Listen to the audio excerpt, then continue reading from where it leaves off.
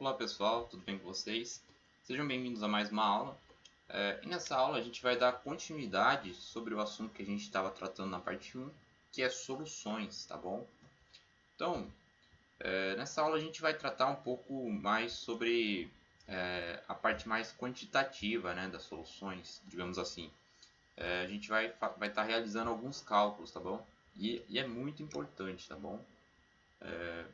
E acredito que seja uma das coisas que mais é cobrada assim, em provas, quando o assunto é soluções.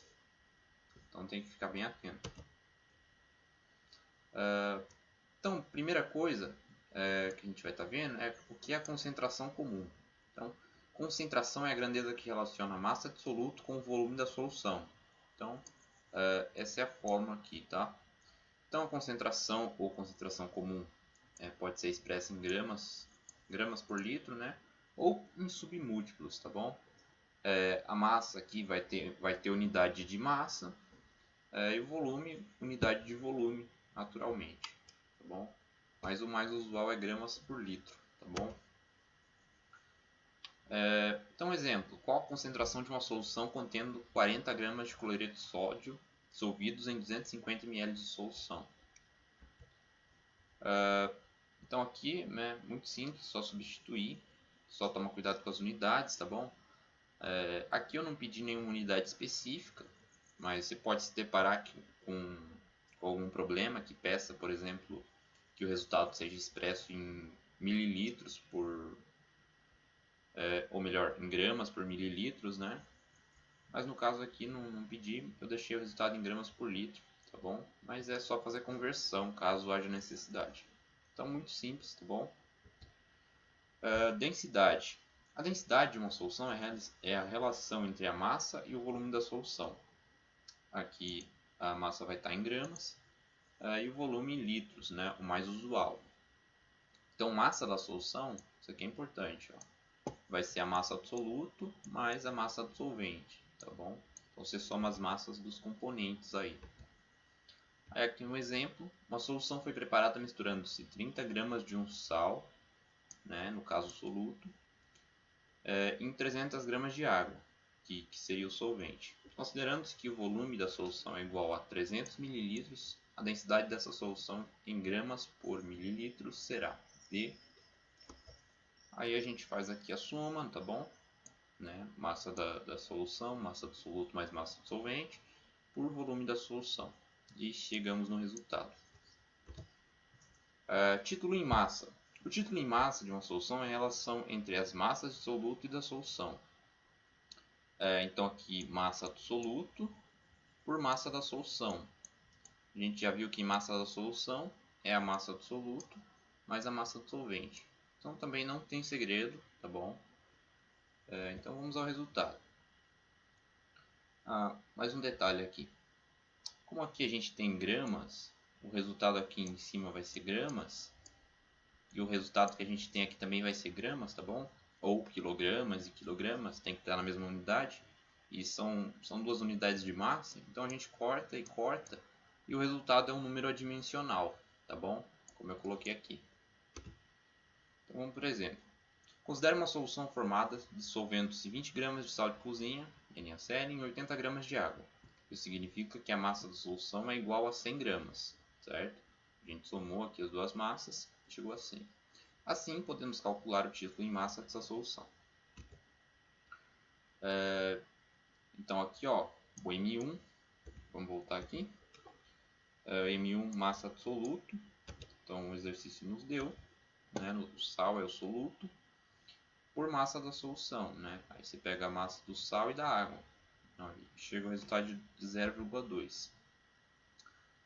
O título em porcentagem vai ser basicamente o mesmo processo, ó. A diferença é que você vai multiplicar por 100%, tá bom? Para você ter um resultado em porcentagem, certo? Então, essa é a diferença. Título em volume. O título em volume de uma solução é a relação entre o volume do soluto e da solução. Pode ser dada em porcentagem também, tá bom? Mesma coisa do anterior, ó. Então, vai ser representado por essa letra aqui, essa letra grega tal. Então, V1 sobre V. Então, V1 volume do soluto e V volume total da solução, né? V1 mais V2.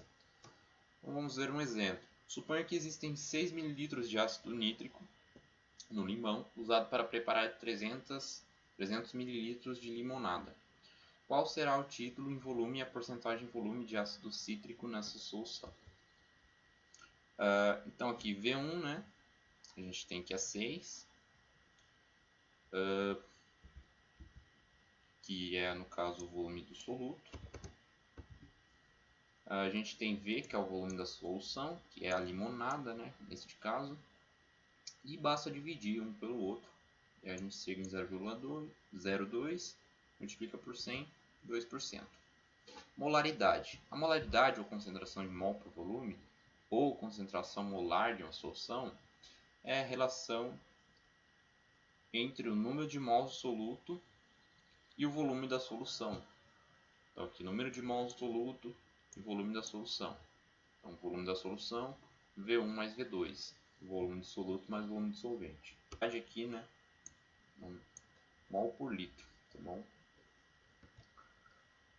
Determine a molaridade de uma solução em mol por litro, que apresenta 0,8 mol de sacarose em 200 ml de solução.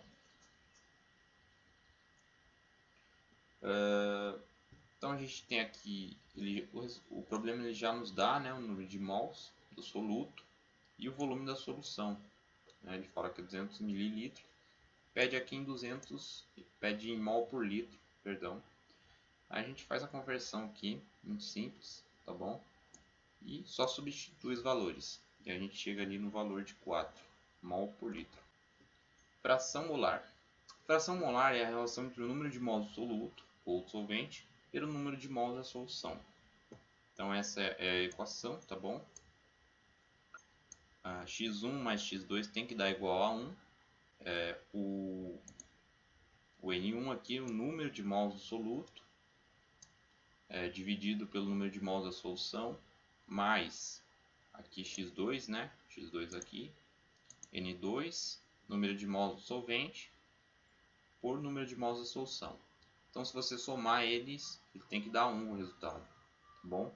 Porque é fração molar, né? O quanto poderia ser percentualmente também, aí teria que dar 100%, tá bom? Então, quanto que eles correspondem aqui na solução, qual que é a sua parcela, né?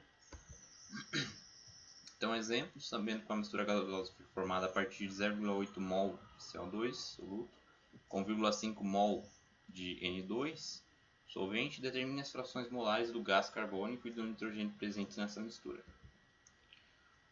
Então a gente analisa o problema aqui, beleza? N1, massa do soluto aqui, né? Ou melhor, quantidade de mols do soluto, que é 0,8. N2, quantidade de mols do solvente, 1,5. E N, né, que é a soma de ambos. Aí você observa que tem que dar 2, né? Ó. Tem que dar 1, melhor dizendo. A soma dos dois aqui, ó. Você aplica na equação, ó, 0,35 mais 0,65. O resultado tem que dar 1. Tá bom? Então, galera, essa foi a aula de hoje. Agradeço para você que me acompanhou até o final. Nos vemos numa próxima oportunidade, tá bom? Então, muito obrigado. Até a próxima.